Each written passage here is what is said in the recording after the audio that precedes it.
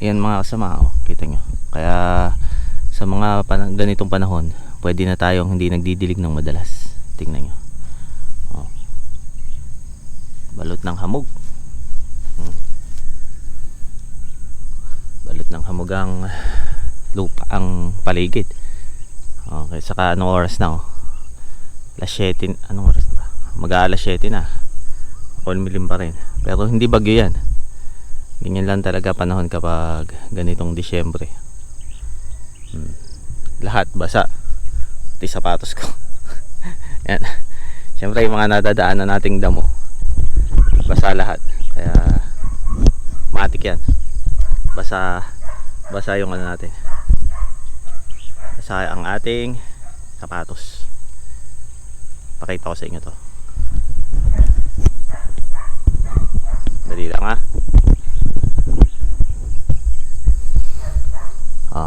Ayun yung ano, bulaklak ng makahiya. Ayun yung makahiya. Bakit siya tinawag na makahiya? Dahil mahiyain. Toink.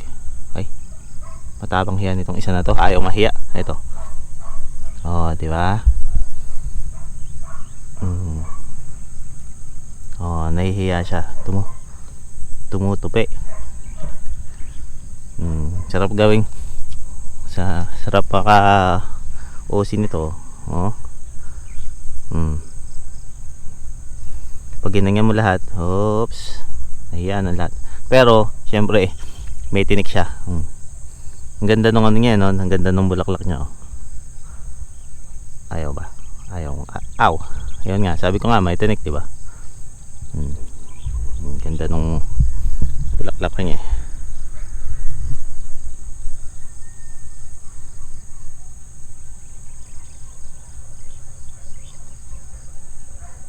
Anyway, tuloy sa pagpapataba. Let's go.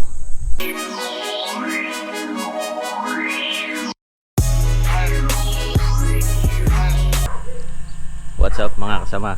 Magandang umaga po sa inyong lahat. Yan. Nandito na naman tayo sa Kubo. Maaga akong dumating dito. Nakita nyo siguro sa intro. Nag-ano na ako. Tinuloy ko na yung pinapatabaan natin.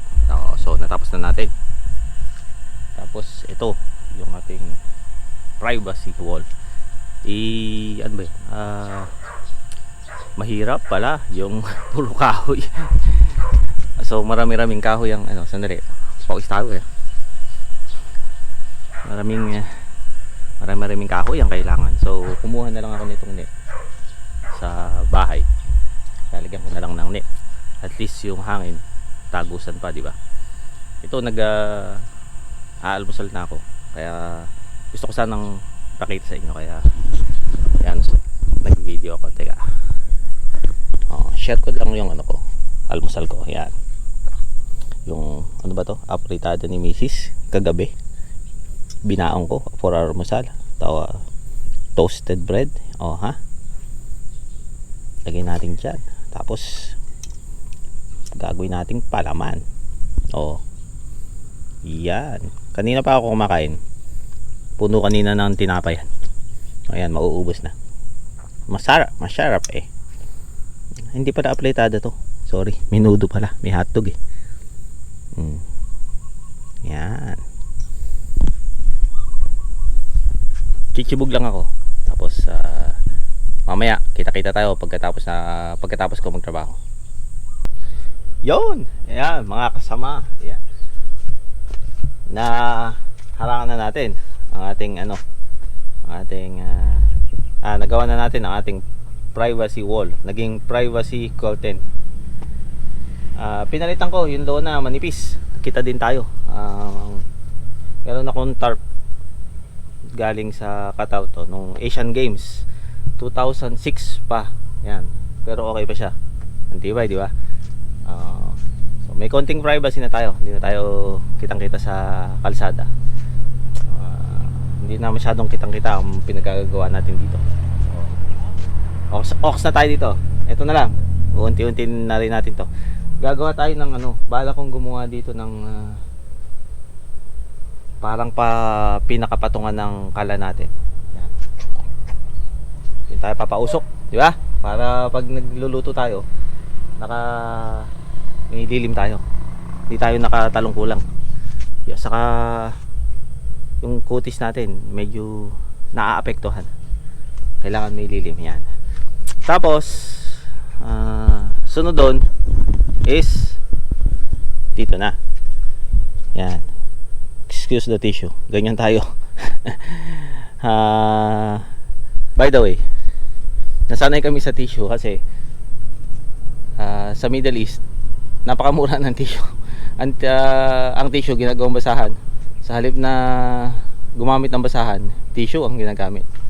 So, ayan, kaming magkakapatid. Saka yung asawa ko, yung anak ko. Since nasanay kami doon, tissue all the way. Masama sa kalikasan yan. Pero nakasanayan eh. Anyway, ayan. Dito tayo. Gagawa tayo ng chuk mesa dyan. Mesa / upuan. Para kapag nagluluto tayo, yung mga ganyan-ganyan. Pangarap kong makapag luto dito. Kung magluluto ka ng tinolang native na manok, di ba? Dito sa kubo. Kukuha ko ng manok doon sa bahay. Lulutuin ko dito. Unti-unti natin sa mga susunod nating videos yan. Sa ngayon, tingnan muna natin yung tingnan natin yung sabog na palay, kung sabog tanim na palay. Tingnan natin kung medyo nagsilabas na. Nalubog kasi yan nung Sabado. Let's go. Ayan mga kasama. May tumutubo na siya. Sana nakikita nyo. Ayan. Lapit na yan. Nabuhay naman pala. Hindi naman nalubog kasi to. Ayan kita nyo. Nalubog to nung Sabado, Linggo. Nalubog. Pero ayan, mukhang buhay naman siya. Malalaman yan pag mukhang madalang lang ng konti. Pero malalaman yan kapag ilang araw pa. Pagka tumubo na ng mas malaki. Malalaman natin yan. Hindi sana dumalang. Yung ibig sabihin dumalang, yung kumonte yung binhi. Kasi yung iba inanod, yung iba nalusaw, yung iba namatay. Malalaman natin yan. Abangan natin ang susunod na kabanata. Balik na tayo sa kubo. Mga kasama, tanghalian po tayo. Ang tanghalian ko, syempre, yung almusal ko din. Wala akong masyadong nabaon. Since maraming naluto si Mrs. Punas ulit. Sobrang init kasi maulap. Tapos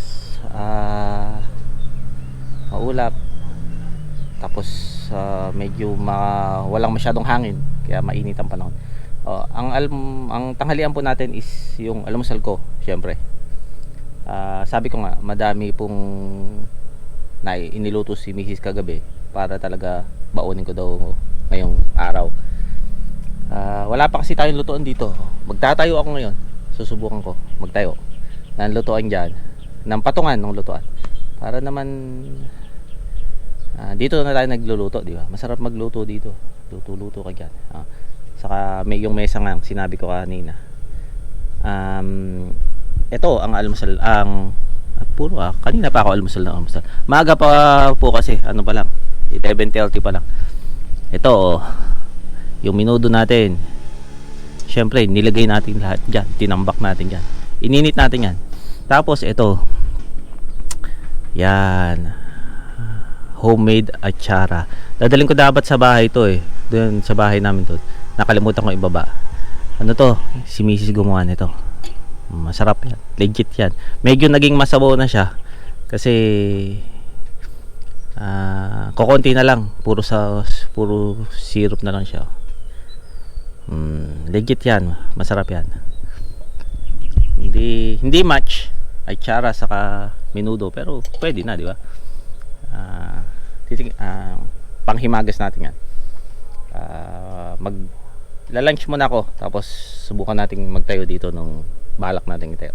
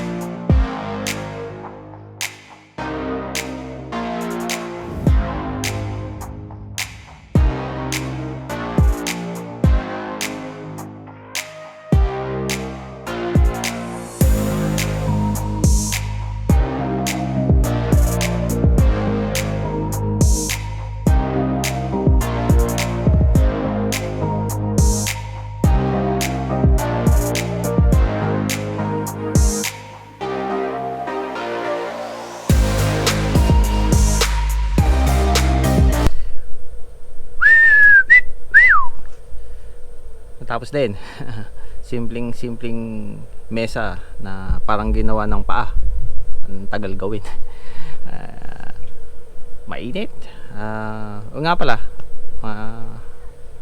pahinga muna tayo dito kasi katatapos ko lang nung gawin yung excuse me po. Katatapos ko lang gawin yung mesa natin. Patungan nung kalan ba? Nagtataka kayo siguro ba't naka-shades ako. Meron po kasing nagsabi na lagi daw akong kunot ang noo sa mga videos ko. Pasensya na po. Kaya po ganun kasi sobrang init talaga dito. Tingnan nyo.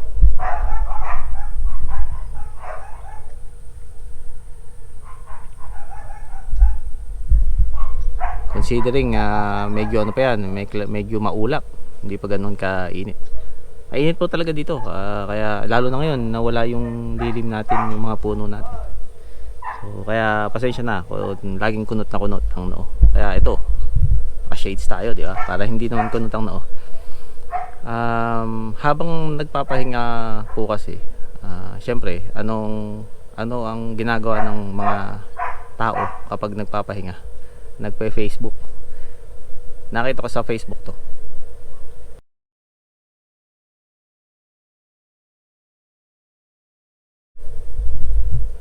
Oh, 'di ba? Ang mahal ng sili. Siling labuyo ang tawag nila. Dito, siling hindi talaga siya labuyo. Dito ang tawag doon siling tare. Yung iba ang tawag Taiwan. Kasi hindi ko alam kung bakit Taiwan.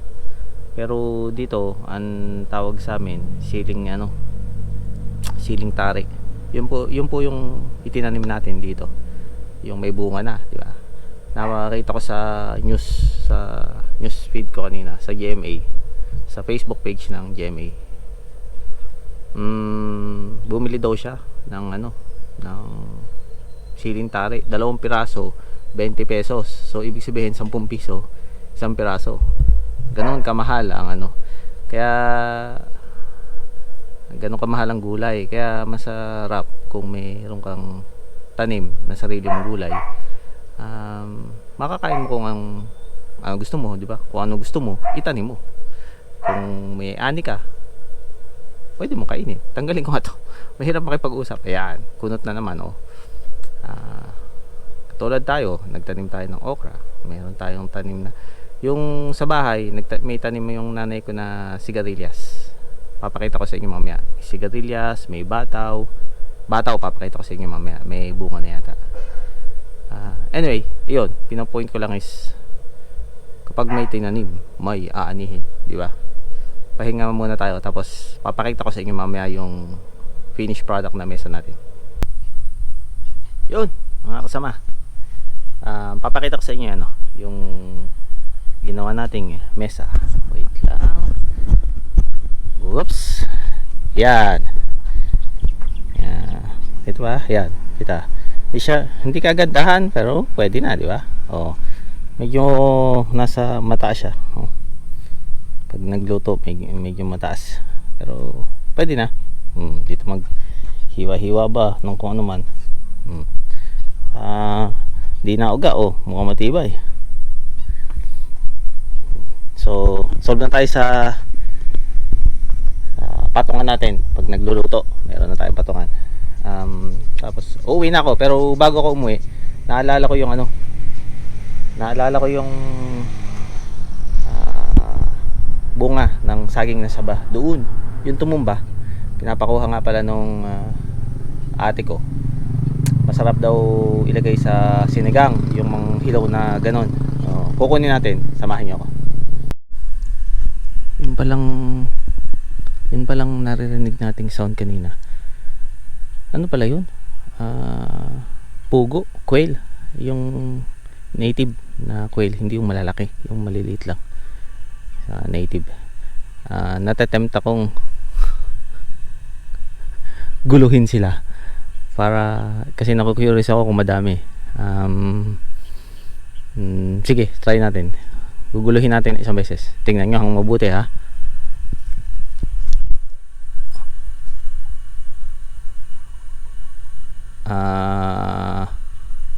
Ayun. Ayun pa. Hindi naman nakita. So failed siya. Hindi siya nakita. Hindi siya makikita ng camera. Balik na tayo doon sa pagkuha ng saging na saba. Ito yung ano, yung saging. Hindi nakuhang lumaki. Nadali ni Ulysses. Kuhanin na lang natin. Baka sabi ni nung ate ko, masarap daw yung isama sa sinigang. Practice.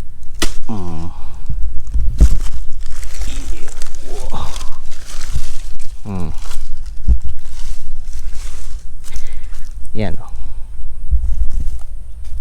Yan. Hindi na nakuhang lumaki. Pero at least yung puso nito nadali natin, di ba? Balik na tayo sa kubo. Yun, mga kasama. Uwi na tayo. At natapos na ang mga gusto nating tapusin dito sa kubo. Bukas naman. Hindi pala. Wala pala tayong lusong bukas kasi magpapa-check up. Sasamahan natin si Mrs. pa-check up. Yun lang. At lagi marami pong salamat sa panonood, sa pagsama nyo sa akin. At konting ano na lang, konting push na lang, aayos na tong ano natin, aayos na tong kubo natin. Magkakaroon na tayo ng mga gulay-gulay na maaani. Yan. Magdadagdag pa tayo. Nagtanim ako dito ng ano, hindi ko pala napakita sa inyo. Nagtanim ako ng kalabasa. Yan. Hindi ko alam kung nabuhay. 3 days ago lang yun. Hindi ko alam kung nabuhay. Hinihintay ko pang ano tawag doon, sumulpot yung buto. Yan. Tapos sitaw, yan, magtatanim tayong sitaw. May buto na ng sitaw sa bahay. Unti-unti natin. Hindi naman tayo nagmamadali. Sabi nga hindi naman nating hindi naman pambenta yan, yung mga tinatanim natin. Pang sariling konsumo lang natin yan, para hindi na tayo bumibili. Yan. Muli po, maraming pong salamat. At magkita-kita po tayo sa susunod nating video.